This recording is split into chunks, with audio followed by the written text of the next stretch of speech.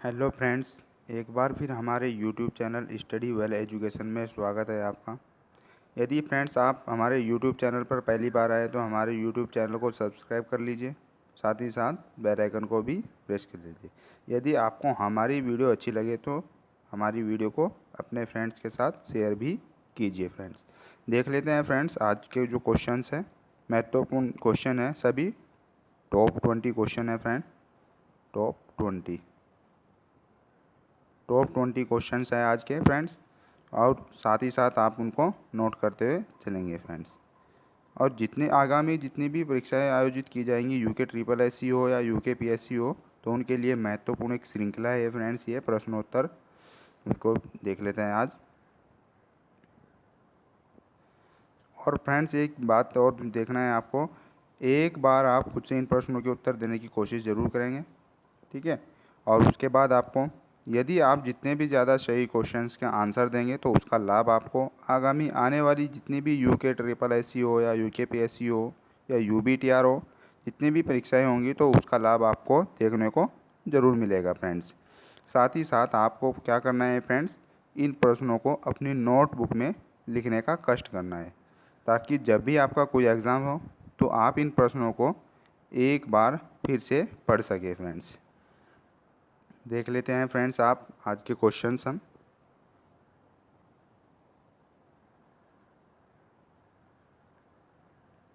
Question number first आता है friends हमारा, कुमाऊं परिषद के छठे अधिवेशन की अध्यक्षता किसने की थी? कुमाऊं परिषद के छठे अधिवेशन की अध्यक्षता किसके द्वारा की गई थी? तो इसका राइट आंसर होगा बैरिस्टर मुकुंदी लाल। बैरिस्टर मुकुंदी लाल के द्वारा कुमाऊं परिषद के छठे अधिवेशन की अध्यक्षता की गई थी। और छठे अधिवेशन के बारे में देख लेते हैं। कुमाऊं परिषद का अंतिम अधिवेशन होता है। कुमाऊं परिषद के केवल 6 अधिवेशन होते हैं, जिसमें से अंतिम अधिवेशन की अध्यक्षता किसके द्वारा की गई थी? बैरिस्टर मुकुंदी लाल के। और यह अधिवेशन किस स्थान पर आयोजित किया गया था? गनियातोली रानीखेत अल्मोड़ा में। गनियातोली रानीखेत अल्मोड़ा में आयोजित किया जाता है कुमाऊं परिषद का अंतिम अधिवेशन। और किस वर्ष आयोजित किया जाता है? तो इसका राइट आंसर होगा 1926 में। तो 3-4 क्वेश्चंस बनते हैं फ्रेंड्स यहीं पर। कुमाऊं परिषद का अंतिम अधिवेशन कौन सा था? तो छठा अधिवेशन था, जिसकी अध्यक्षता किसके द्वारा की गई थी? बैरिस्टर मुकुंदी लाल के द्वारा की गई थी। और किस स्थान पर आयोजित किया जाता है? गनियातोली रानीखेत में आयोजित होता है। और किस वर्ष आयोजित होता है? 1926 में आयोजित होता है। नेक्स्ट देख लेते हैं क्वेश्चन नंबर 2। किस व्यक्ति ने बेकार प्रथा को शर्म की चोरी कहा था? तो इसका राइट आंसर होगा friends call marks. Call marks के द्वारा बेकार प्रथा को शर्म की चोरी कहा था। थोड़ा सा बेकार प्रथा से संबंधित देख लेते हैं। कुली बेकार प्रथा आंदोलन 13-14 जनवरी 1921 में समाप्त हुआ है। 13-14 जनवरी 1921 में समाप्त हुआ। और इस आंदोलन का जो नेतृत्व करते थे बद्रीदत्त पांडे, हरगोविंद पंत, चिरंजी लाल शाह, और इसी के साथ साथ 40,000 अन्य आंदोलनकारी थे। और इस प्रथा को, यानी कुली बेगार प्रथा को, आंदोलन को महात्मा गांधी के द्वारा क्या कहा गया था? असहयोग की रक्तहीन क्रांति की संज्ञा दी गई थी। महात्मा गांधी के द्वारा असहयोग की रक्तहीन क्रांति की संज्ञा दी गई। और कॉल्स मार्क के द्वारा शर्म की चोरी कहा गया। और किस वर्ष समाप्त हुआ? 1921 में समाप्त होता है, जिसका नेतृत्व कौन करते हैं? बद्रीदत्त पांडे, हरगोविंद पंत, चिरंजी लाल शाह, और इसी के साथ साथ 40,000 अन्य आंदोलनकारी। नेक्स्ट क्वेश्चन देख लेते हैं हम, क्वेश्चन नंबर 3। क्वेश्चन नंबर 3 आता है हमारा फ्रेंड्स, गढ़वाल में दानवीर के नाम से विख्यात व्यक्ति कौन है? तो इसका राइट आंसर होगा घनानंद खंडूरी। घनानंद खंडूरी को गढ़वाल के दानवीर, या कहेंगे उत्तराखंड का दानवीर भी कहा जाता है। तो घनानंद खंडूरी का जन्म फ्रेंड्स 1882 में होता है, 1882 में। और ये कौन थे? सामाजिक कार्यकर्ता एवं पर्यावरण प्रेमी थे घनानंद खंडूरी। ये भी क्वेश्चन आता है डायरेक्ट, घनानंद खंडूरी का संबंध किससे है? तो सामाजिक कार्यकर्ता एवं पर्यावरण प्रेमी थे फ्रेंड्स ये। और 1920 में राय बहादुर सम्मान से सम्मानित किया गया था फ्रेंड्स इनको। घनानंद खंडूरी को 1920 में राय बहादुर सम्मान से सम्मानित किया गया था। नेक्स्ट फ्रेंड आता है हमारा, इनकी स्मृति में घनानंद इंटर कॉलेज मसूरी में आज भी गरिमा के साथ चल रहा है। इनकी स्मृति में, इनका कार्य क्षेत्र कहाँ रहा है, मसूरी, और इनकी स्मृति में ही मसूरी में एक घनानंद इंटर कॉलेज आज भी गरिमा के साथ चल रहा है फ्रेंड्स। नेक्स्ट क्वेश्चन देख लेते हैं फ्रेंड्स हम। राज्य का तीसरा सर्वाधिक ऊंचा बांध कौन सा है? मोस्ट क्वेश्चन है, राज्य का तीसरा सर्वाधिक। फर्स्ट एक बार, दो बार, तीन बार एग्जाम में पूछा जा, बहुत बार एग्जाम में पूछा जा चुका है, और साथ ही साथ सेकंड भी पूछा जाता है, लेकिन अब बारी थर्ड की आती है। राज्य का तीसरा सर्वाधिक ऊंचा बांध कौन सा है? तो इसका राइट आंसर होगा लखवाड़ बांध। लखवाड़ बांध किस नदी पर बनाया गया? यमुना नदी पर बनाया गया है। यमुना नदी पर निर्मित बांध है लखवाड़ बांध, और यह राज्य का तीसरा सर्वाधिक ऊंचा बांध है। और राज्य के जो टॉप 3 बांध है, यानी सबसे ऊंचे, उनको हम देख लेते हैं। ट्रिक के साथ भी मैंने बनाई है ट्रिक। TKL, TKL, TKL, तो इनको देख लेते हैं हम। राज्य का सबसे ऊंचा बांध टिहरी, यानी टी से टिहरी।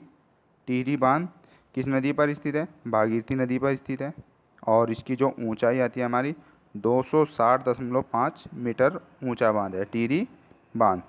नेक्स्ट देख लेते हैं हमारा, राज्य का दूसरा सबसे ऊंचा बांध किसो बांध। किसो बांध कहाँ स्थित है? देहरादून में स्थित है, और किस नदी पर स्थित है? टॉन्स नदी पर स्थित है। और किसो बांध की जो ऊंचाई आती है हमारी 253 मीटर, यानी थोड़ा ही कम है, इससे 7 मीटर कम है ये टिहरी बांध से। 253 मीटर ऊंचा राज्य का दूसरा सबसे ऊंचा बांध है किसो बांध। नेक्स्ट देख रहे, राज्य का तीसरा सबसे ऊंचा लखवाड़ बांध। TKL लिखा है मैंने वहाँ पर, TKL, यानी ट्रिक में मैंने TKL लिखा है। टिहरी बांध, किसो बांध और लखवाड़ बांध। राज्य का तीसरा जो सबसे ऊंचा बांध आता है फ्रेंड्स, वो लखवाड़ बांध देहरादून में स्थित है, और यमुना नदी पर स्थित है, और इसकी ऊंचाई फ्रेंड्स 192 मीटर आती है। और राज्य का चौथा जो सबसे ऊंचा बांध आता है कोठार बांध। कोठार बांध कोसी नदी पर स्थित है, और अल्मोड़ा जनपद में स्थित है। इसकी ऊंचाई फ्रेंड्स 155 मीटर आती है। नेक्स्ट हमारा क्वेश्चन आता है फ्रेंड्स,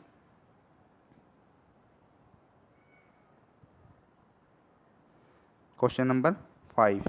शीतोष्ण कटिबंधीय सदाबहार कोणधारी वन हिमालय की किस श्रेणी में पाए जाते हैं? शीतोष्ण कटिबंधीय, डायरेक्ट एग्जाम में क्वेश्चन आया था कि शीतोष्ण क्या है? शीतोष्ण, तो ये क्षेत्र होता है ठंडा और गर्म, यानी शीत, संधि विच्छेद भी कर सकते हैं आप इसका, शीत प्लस उष्ण, शीतोष्ण। तो ये आया था डायरेक्ट एग्जाम में, शीतोष्ण क्या है? ठंडा गर्म स्थान आता है शीतोष्ण। शीतोष्ण कटिबंधीय सदाबहार कोणधारी वन हिमालय की किस श्रेणी में आता है? तो इसका राइट आंसर होगा मध्य हिमालय। मध्य हिमालय में, मध्य हिमालय के बारे में देख लेते हैं फ्रेंड्स। मध्य हिमालय को लघु हिमालय भी कहते हैं, वेरी गुड, लघु हिमालय भी कहा जाता है मध्य हिमालय को। और साथ ही साथ बर्फ़ अधिक होने से इसको हिमचल, यानी हिमंचल अर्थात हिम का आंचल भी कहा जाता है फ्रेंड्स।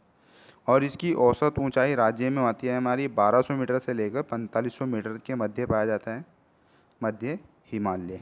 और मध्य हिमालय में पाई जाने वाली जो प्रमुख चोटें आती है हमारी नागटिब्बा, मसूरी, झंडीदार, दूधा तोरी आदि, ये प्रमुख चोटियाँ आती है हमारी मध्य हिमालय श्रेणी में। नेक्स्ट हमारा क्वेश्चन आता है friends, question number 6। Atri Pulastya Pulaha सरोवर किस ताल को कहा जाता है? तो इसका राइट आंसर होगा हमारा नैनीताल। नैनीताल, नैनी झील, यानी नैनी झील को ही नैनीताल कहा गया, जिसकी खोज 1841 में CP बैरन के द्वारा की गई थी फ्रेंड्स। नेक्स्ट हमारा क्वेश्चन आता है क्वेश्चन नंबर 7। किस वर्ष नैनीताल में शेर के डांडे पर राजकीय वेधशाला की स्थापना की गई थी? तो इसका राइट आंसर होगा 1955 में। थोड़ा सा इसके बारे में देख लेते हैं राजकीय वेधशाला के।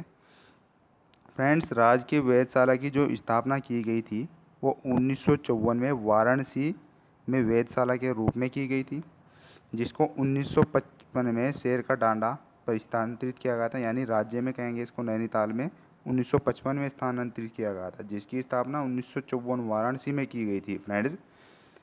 और 1961 में फ्रेंड्स इसको मनोरा पहाड़ी पर स्थानांतरित किया गया है। वर्तमान में ये मनोरा पहाड़ी 1961 में स्थापित की गई थी। यहाँ पर 1961 में जो मनोरमा पहाड़ी पर स्थापित किया गया था ये राजकीय वेधशाला, तो वर्तमान में भी अभी यहीं पर है ये। तो 1961 से वर्तमान तक यहीं पर स्थित है। नेक्स्ट हमारा क्वेश्चन आता है फ्रेंड्स, और महत्वपूर्ण क्वेश्चन आता है हमारा, राज्य के किस विद्यालय में गुरुकुल शिक्षा पद्धति आज भी प्रचलित है? यानी गुरुकुल जो शिक्षा, प्राचीन जो गुरुकुल शिक्षा पद्धति वो आज भी प्रचलित है। तो राज्य का कौन सा विद्यालय है? गुरुकुल कांगड़ी विश्वविद्यालय। गुरुकुल कांगड़ी विश्वविद्यालय हरिद्वार में स्थित है फ्रेंड्स। और इसकी जो स्थापना का श्रेय जाता है हमारा स्वामी सिद्धानंद को जाता है। और ये कब स्थापित किया गया था? 1902 में। 1902 में गुरुकुल कांगड़ी विश्वविद्यालय स्थापित किया गया था। इसकी स्थापना का श्रेय स्वामी सिद्धानंद को जाता है फ्रेंड्स। नेक्स्ट हमारा क्वेश्चन आता है फ्रेंड्स, क्वेश्चन नंबर 8। टिहरी के किस नरेश ने कन्या विक्रय, यानी महिलाओं का क्रय विक्रय होता था, तो कन्या विक्रय के विरुद्ध कानून बनाया था? तो इसका राइट आंसर होगा कीर्ति शाह। कीर्ति शाह के द्वारा कन्या के क्रय विक्रय हेतु विरुद्ध कानून बनाया गया था। और नेक्स्ट देख लेते हैं कीर्ति शाह के द्वारा कब से कब तक। कीर्ति शाह के द्वारा 1886 से 1913 तक राज शासन किया गया। 1886 से 1913 तक, 1886 से 1913 तक कीर्ति शाह के द्वारा राज शासन किया गया। और मैंने पहले भी बताया था, इससे पहली वीडियो में भी बता चुका हूँ मैं कीर्ति शाह के बारे में। नरेश बनते समय अल्पायु के थे, इस समय उनकी आयु 13 वर्ष थी। और टिहरी में घंटाघर का निर्माण कराया था महारानी विक्टोरिया की डायमंड जुबली के उपलक्ष्य में। और टिहरी में ही 25 प्राथमिक पाठशालाएँ खोली थी। नेक्स्ट हमारा क्वेश्चन आता है, क्वेश्चन नंबर 10। राज्य का दूसरा सबसे बड़ा ग्लेशियर कौन सा है? तो इसका राइट आंसर होगा पिंडारी ग्लेशियर। पिंडारी ग्लेशियर बागेश्वर में स्थित है। और राज्य का सबसे बड़ा ग्लेशियर गंगोत्री ग्लेशियर, जिसकी लंबाई 30 किलोमीटर लंबा और 2 किलोमीटर चौड़ा। तो राज्य का सबसे बड़ा ग्लेशियर आता है गंगोत्री ग्लेशियर, जिसकी 30 किलोमीटर लंबाई है और 2 किलोमीटर चौड़ा है। और राज्य का दूसरा जो सबसे बड़ा ग्लेशियर आता है पिंडारी ग्लेशियर आता है, जिसकी लंबाई तो 30 किलोमीटर ही है, लेकिन इसकी चौड़ाई 400 मीटर है। यहाँ पर मीटर में है और वहाँ पर किलोमीटर में। नेक्स्ट आता है इसमें ही राज्य का तीसरा बड़ा glacier Milam glacier. Milam glacier Pithoragarh में स्थित है।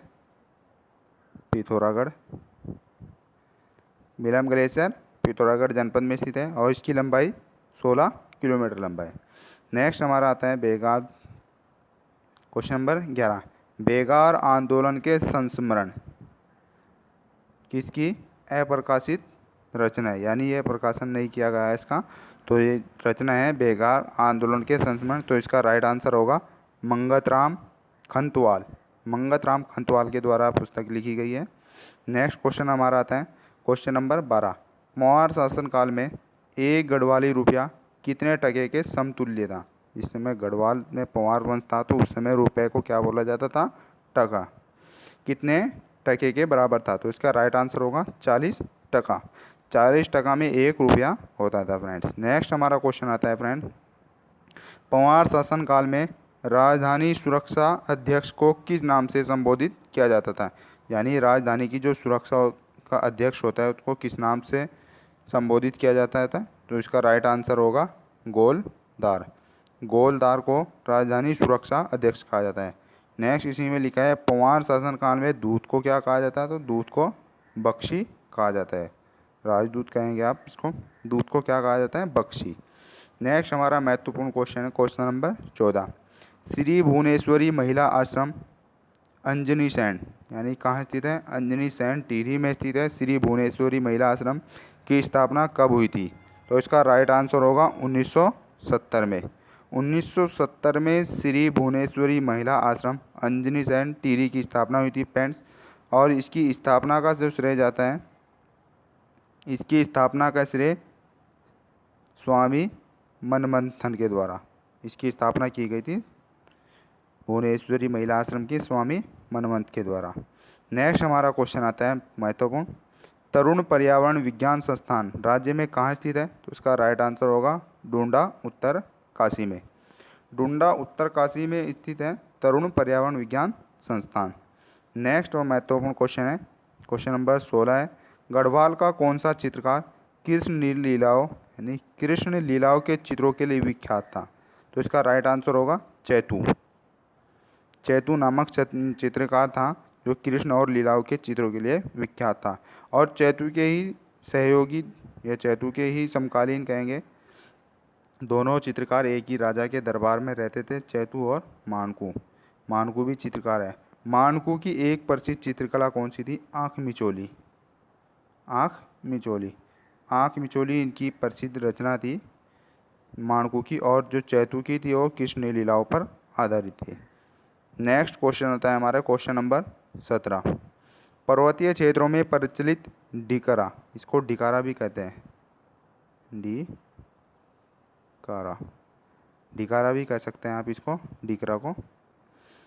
पर्वतीय क्षेत्रों में प्रचलित डिकारा क्या है?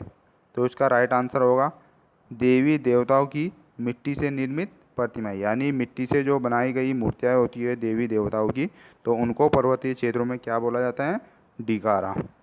नेक्स्ट हमारा क्वेश्चन आता है क्वेश्चन नंबर 18, राज्य के किस स्थान का प्राचीन नाम मोतेसर था? राज्य के किस स्थान का प्राचीन नाम मोतेसर था? तो इसका राइट आंसर होगा मुक्तेश्वर नैनीताल। मुक्तेश्वर नैनीताल का जो प्राचीन नाम था मोतेसर था। नेक्स्ट देख लेंगे, मूक शहर या साइलेंट सिटी, मोस्ट है साइलेंट सिटी के नाम से भी जाना जाता है मुक्तेश्वर को। मूक शहर या साइलेंट सिटी के नाम से भी जाना जाता है। मुक्ति के ईश्वर के नाम से भी मुक्तेश्वर नाम हुआ। मुक्ति के ईश्वर के नाम के कारण जो का मुक्तेश्वर नाम पड़ा, वो मुक्ति के ईश्वर के नाम से पड़ा। नेक्स्ट हमारा क्वेश्चन आता है फ्रेंड क्वेश्चन नंबर 19, उत्तराखंड में संस्कारों के कितने रूप प्रचलित है? उत्तराखंड में जो संस्कार होते हैं उनके कितने रूप प्रचलित है? तो इसका राइट आंसर होगा फ्रेंड्स 2 रूप। और 2 रूप कौन कौन से होते हैं? एक अनुष्ठानिक तथा दूसरा होता है लोकचार। अनुष्ठानिक और लोकचार 2 रूप होते हैं, अनुष्ठानिक और लोकचार। नेक्स्ट और लास्ट क्वेश्चन होगा आज का फ्रेंड्स क्वेश्चन नंबर 20, राज्य का पहला संस्कृत महाविद्यालय कौन सा था? राज्य का पहला संस्कृत महाविद्यालय कौन सा था? तो इसका राइट आंसर होगा क्योंकालेश्वर संस्कृत महाविद्यालय पौड़ी गढ़वाल। क्योंकालेश्वर संस्कृत महाविद्यालय कहाँ स्थित है? पौड़ी गढ़वाल में स्थित है, जिसकी स्थापना कब की गई थी? 1887। और ये राज्य का पहला संस्कृत महाविद्यालय होता है फ्रेंड्स। तो यदि आपको फ्रेंड्स हमारी वीडियो अच्छी लगी है तो हमारी वीडियो को लाइक कीजिए और हमारे जो वीडियो है अपने फ्रेंड्स के साथ शेयर भी कीजिए। ठीक है friends, okay friends, thank you for watching video. आज के लिए इतना ही काफ़ी है। और फ्रेंड्स एक मैं इसके साथ साथ अभी उत्तराखंड सामान्य हिंदी की एक टेस्ट सीरीज चलाऊँगा और एक सामान्य ज्ञान की एक टेस्ट सीरीज चलेगी। तो फ्रेंड्स आप लगातार देखते रहिए हमारी वीडियो को। Okay friends, thank you for watching video.